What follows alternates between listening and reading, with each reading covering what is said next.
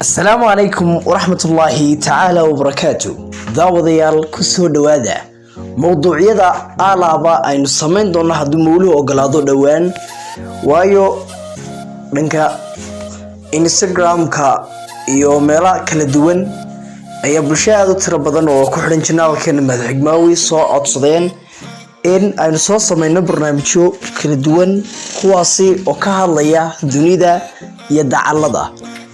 يعني markaan leeyahay dunida iyo dacallada dhacdooyinka ka dhaca taariikhaha qisooyinka ku baysgaraysan maadiga badanka ayaa la soo codsaday dhanka Instagram-keena Madaxigmaawi ay ku qoran tahay marka waxaan jeclaystay maanta inaan mowduuc soo daayo mowduucaasi oo ah guriga jinka.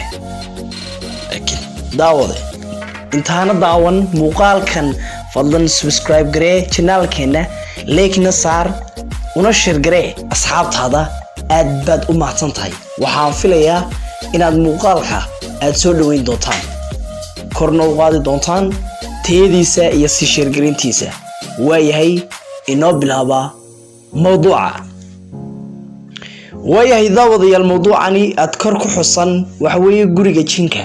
gurigan oo dad badan cabsi ku beeray kaasi oo sanadihii ugu dambeeyay dad badan ay ka sheekeynayeen. guriga cabsida maxaa loogu tilmaamay si muxuu uga duwan yahay guryaha kale? gurigan cabsida lagu tilmaamo waxa uu ku yaalaa qadar ayaa uu ku yaalaa. gurigani taariikh dheer ayaa uu leeyahay. taariikhda gurigani 1965 ayaa wax dhacday. nin ayaa waxa uu guursaday gabadhaasi wax caruur ah uma ay dhalin, laakiin balse mawluhu wuxuu markii dambe siiyay hal cunug ama wiil soo taqaanaan. haddana inaga oo ka soo bilowna bayska gurigu sidoo ku yimaaday taariikhdiisa. haddii barnaamijkeena laba taariikh ama laba baarti aan iraahdo ama laba qaybood u noqdo waynu ka dhigi, haddii kalena baarti qura ayaynu ka dhigi doonaa haddii mawluhu inoo ogolaado. waayahay gurigan waxa deganaa oo iska lahaa nin qani ah oo taajir ah kaasi oo maalqabeen ah kana soo jeeday qadar. waxa uu aqal fadhiistay gabadh uu jeclaa ayaa uu guursaday. gabadhaasi markii uu guursaday sanad kadib wax caruur ah ilaahay ma uu siin, laakiin balse sanadku markuu ahaa 1967 ilaa 1968 meelahaasi ayaa ilaahay siiyay hal wiil. wiilkaasi oo ay dhaayuhuga ka jeclaayeen aadna u jeclaayeen. wiilkaasi waxa uu ahaa wiil codkar ah, mas'uul ah, yacnihii soo jiita daadiisa iyo maankiisu aan isleekayn. wiilkaasi aad bay u jeclaayeen labadan waalid maadaama uu yahay hal cunug oo qura ay haystaan, aanay jirin caruur badan oo ilaahay uu siiyey. odayga aad baa u jeclaa waxaanu ixtiraami jiray si aan loo ixtiraamin, isagoo u fali jiray waxyaalo badan oo uu siinayo aan noqoto dhanka waxbarashadiisa iyo dhanka kale. haddana guriga cabsida waa uu iskeeni doonaa ugu dambeyn waxa loo yiraahday guriga cabsida. gurigani aad baa u weynaa. wiilka haddana ayaa wax dhacday maalmaha ka mid ah ayaa aabihii waxa uu sheegay in waxbarashada heerkii koobaad uu dhameystay, heerkii labaadna uu dhameystay, uu jaamacad doonayo. aabii waxa uu ku fikirayay in wiilkiisu wax soo barto wadanka dibaddana wax ka soo barto, laakiin balse ina keerkuma uu fikirin in uu ka soo barto wadanka dibadda siba Mareykanka. muddo badan muran kadib wiilkii waa ogolaaday, aabihii waana tagay. haddana wiilkii waxa uu bartay qaybta engineering muddo ayuu bartay. aabihii iyo hooyadii waa la soo hadli jiray, Mareykankii ayaa uga cagdhigtay.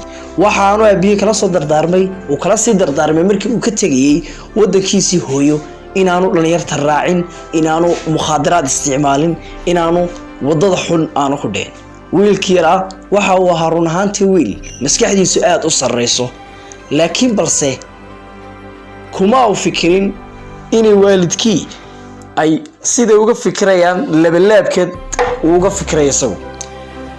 si kastaba ahaatee waxa dhacday haddana wiilkii yaraa markii ay soo dhawaatay qalinjabinta 4 sano ama 5 sano ee hayaankii safarka jaamacadeed ee waddanka dibadda Mareykanka inuu soo dhameeyo ayuu aabihii telefoon u soo diray una sheegay inuu soo dhameynayo. haddana waxa dhacday Allahumma salli ala Muhammad aabihii ayaa u sii diyaariyay xafladooyin iyo waxyaalo badan oo ugu talagalay si uu kala qayb galo wiilkiisu maadaama waddankii dib ugu soo noqonayo uu xafladiisa qalinjabinta u sameeyo. nasiib xumo waxa dhacday wiilkii yaraa shil ayuu galay baabuur markii ay ka harsanayd 3 bari ama 3 cisho oo quri xafladiisa.